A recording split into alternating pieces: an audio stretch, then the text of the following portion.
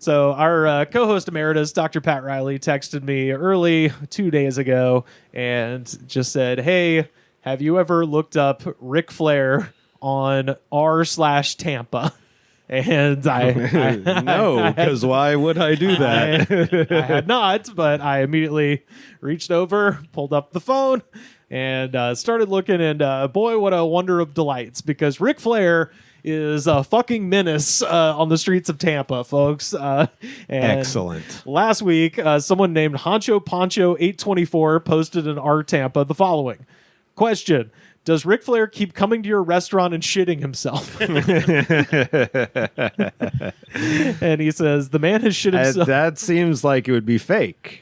But then you think about what you've seen Ric Flair do on these videos of him being drunk, and you're like, that seems actually within reason. Right. We've seen him shit himself in promos before. Yeah. Well, and also, and that's like when he was younger. I mean, now you combine his old age, just the incontinence that comes with the passage of time, plus the incontinence that comes with being a fucking alcoholic, then it makes perfect sense.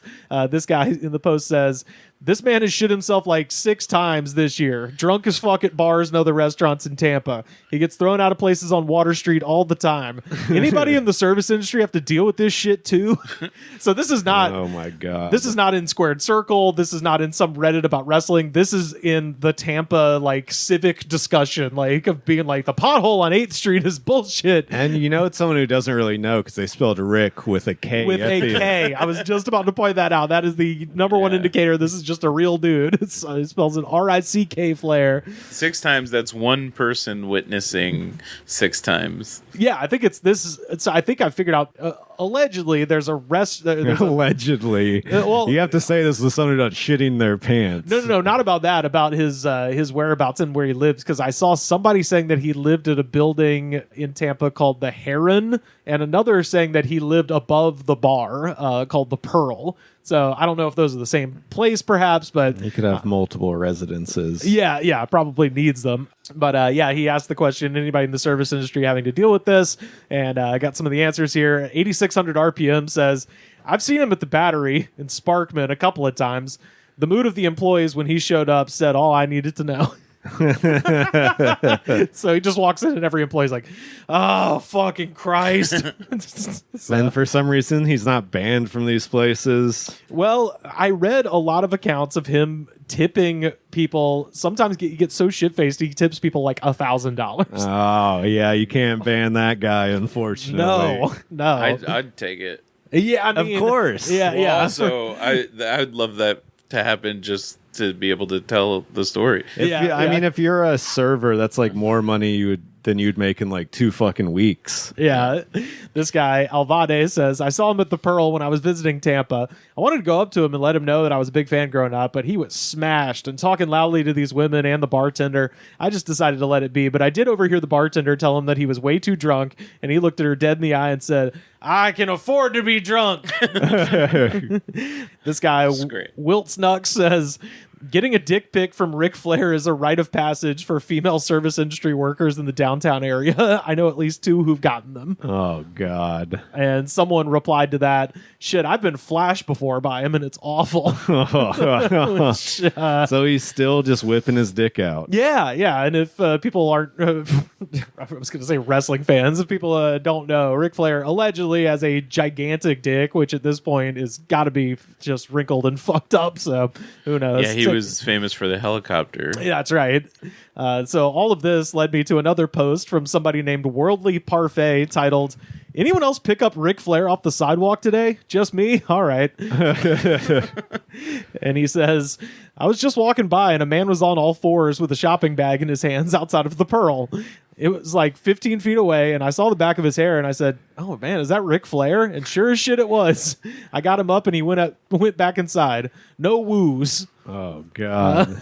So he's just like a fall down. Like, oh, yeah. Has he spent all his money yet? Well, based on the fact that he keeps tipping people $1,000, I guess that... But that's exactly how you lose your money. Very true. Well, he did come out with the energy drink. A Woo Energy. Recently. Oh, believe me. I tried to, when I decided I wanted to cover this, I was like, I wonder if I can find that in LA anywhere, but you got to get it like shipped. Who'd have thought when we were like 10 years old that like Ric Flair would have a fucking energy drink and Hulk Hogan would have a beer. Yeah. Well, an energy drink with mushrooms in it too, by the way. Oh, wow. Oh yeah, it's got low-grade psychedelics. It's a adaptogen drink, our favorite. Right. But yeah, so that guy was telling the story of picking up Ric Flair on the ground. Here's some responses. BSEP4 says, I saw Ric Flair at the Pearl at the soft opening. He's a fucking lunatic. And then he posted a picture of him in front of the Pearl wearing flip-flops and waiting across the street and wearing his own merch, which shout out. That's the most wrestler move fucking ever. And I do, because that was one funny thing was people would be like, oh, that's lame, wearing his own merch. I was like, it's free. Yeah. And he's a wrestler. So he balls out where he can, but he's still pinching pennies, No reason not to. One commenter claims that Rick, in fact, lives above this bar, like I mentioned, and just as proof of this, if you go to the Google reviews for the Pearl, there are 3 pictures with Ric Flair visible just in the background. They're not pictures of Ric Flair. They're pictures of the bar that the reviewer has posted. And seemingly he's on the corner of the image. He's not the focus. So it's just like, oh, here's the bar. And if you notice, it's like, where's Waldo? You're like, that's Ric Flair. And he's in 3 pictures in this bar. Yeah. I guess I'm blowing up the spot, but another claims to... I mean, that's cool if you want to go meet this fucking psycho, I guess. Oh, I mean, just don't follow him to a second location and don't be a woman. Yeah.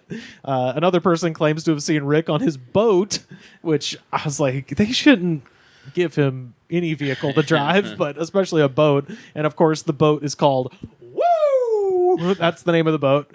This guy, Trickle Adventurous, says, tonight I sat next to Ric Flair as he had a long conversation with his 3 young chicks about his balls. Oh, God.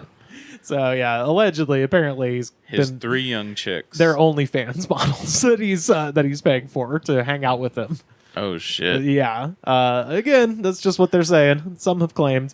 This person who deleted their name, but their comment remains, like Metallica, the memory remains. They say, he's a fucking douchebag and wanted my date when I saw him there. He looked her in the eyes and said, what are you doing with a guy like him? And in that moment, I learned why they say don't meet your heroes.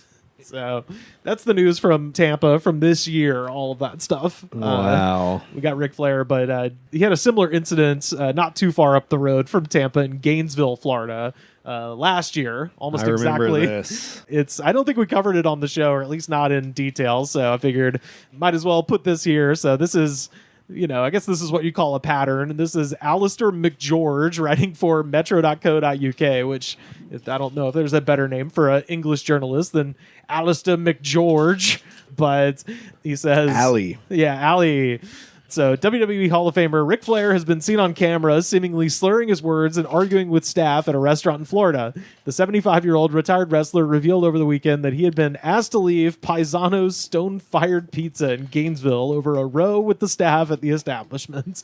In a post on... it's one thing to get kicked out of a place that's a bar... Yeah, but getting kicked out of a restaurant, that's like a whole new level of fucking demented. And it's like a pizza place too. You're just it's fucking seems hilarious. what he likes, restaurants that serve alcohol. Yeah. The Pearl looks pretty nice, by the way, based on the Google review pictures I saw. So I assume it's probably a restaurant too. But anyway, in a post on Twitter, Flair claimed that he spent $1,500 only to, quote, be disrespected more than I ever have in my entire life after being told to leave over an issue with the kitchen manager taking too long in the bathroom.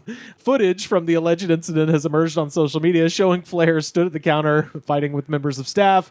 He says, well, I didn't do anything wrong except spend money and put this place over and bring my family and friends here. This is bad for you. Just watch social media. I lost matches for this restaurant. I just love a drunk guy being like, you just wait and watch social media.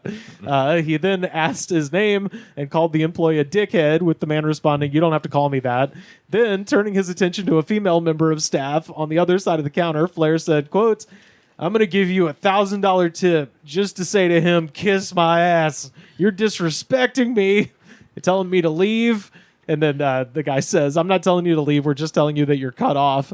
He then points to another staff member and says, and this is the greatest quote ever, this guy and I are cool. She and I are cool. And then along comes the Egyptian. Oh, my God. Is the guy Egyptian? No. I don't even think he just looks like a white guy. Explain to people what put over means for a non-wrestling fan. It means to big up, to give respect, to in the parlance of wrestling, to win a match or to lose a match, I should say, would be to put somebody over. So if Tony and I are going one-on-one, if I put Tony over, it means he's going to beat me in the ring. So saying that about a pizza restaurant is hilarious. Yeah. It is. It's like, he's like I thinks he's in the locker room. Yeah, it's like saying big ups or like it's a compliment. You gotta go to this pizza place, man. It's so fucking good. This fucking Egyptian guy though. What? And just like that, like it's already bad, and then he just brings race into it. Yeah. It's the classic. You're cool. Fuck you. He was literally drinking during his documentary interviews. Oh yeah. Mm-hmm. He's the guy who probably gets the shakes if he doesn't have his morning booze. Yeah, definitely. This is my other favorite. He said to the same guy, I'll say it again, you're a dipshit, he added before the first worker told Flair to get out of here right now. And he says, I'm leaving, trust me, and I won't be back. And invites the guy to step outside with him to fight. And he says, I'm not going to do that because I'm on the clock, the man responded. Flair, laughing, says, of course you are. You're on the pussy clock. Fucking a good line. Sometimes these drunk guys are such in a different realm of reality. They hit you with a line no sober mind would ever think of. I mean, that's Ric Flair. His whole career is on this different plane. And people say he always does the same promo. You've never heard pussy clock? That's new. Clocked in being a fucking pussy, motherfucker. He didn't say styling and profiling once in that promo. That was brand new shit. And then in the video, there's a customer that's like getting irritated by how rude Ric Flair's being. He's like, I'll fucking fight you in the parking lot. Yeah, exactly. And then the other staff's like, no, just don't do that. Yeah, I saw that last match with you and Jarrett. And then he starts getting to it with the customers and classic Ric Flair. Just completely blown up from drinking. Yeah. Hopefully, Rick can get your shit together, but boy, all sounds bad. He's 76. He's not changing. I mean, maybe. Who knows? Maybe he's gonna find God. That's what I'm saying. He'll get on that Hogan track. He already had that heart event. Yeah, and they very clearly told him to stop drinking, I'm sure. But there's always a chance he'll get on the God train. He'll get on or hell, maybe. The weird thing with Hogan is he married a damn Scientologist and then became an evangelical. And you're like, what are you? Well, he became a Scientologist also. But potentially, that's what I assumed. I heard. Oh, he got invited to the RNC. I mean, I don't know. He just did that himself. Yeah, he just did that on his own. We covered it when he got engaged to the Scientologist and talked about it, but I never saw any kind of follow-up, so he might be a crypto Scientologist, but he's definitely a active born-again guy now, selling all-American beer and getting booed out of Los Angeles. Have you tried the beer? I have not. I haven't even seen it out here anywhere. I haven't either. I don't drink. Yeah, I like the Stone Cold American Lager. I've tried that one, but I haven't had the Hulk Hogan one. Yeah, I've seen the Stone Cold one and not the Hulk Hogan one. Yeah, I've had both, and I'm not a big IPA guy, so I don't... The original Stone Cold IPA is not my favorite, but the lager is good. It's a good, like, lawnmower beer, we used to call that. Yeah. I gotta get some of that. Yeah. It's gotta be the wrestler beer. It's gotta be. I don't drink the regular stuff. I don't. Well, I mean, if it comes to wrestler beer, you gotta go Stone Cold. Yeah, absolutely. I mean, I assume the fucking Hogan one is like Bud Light.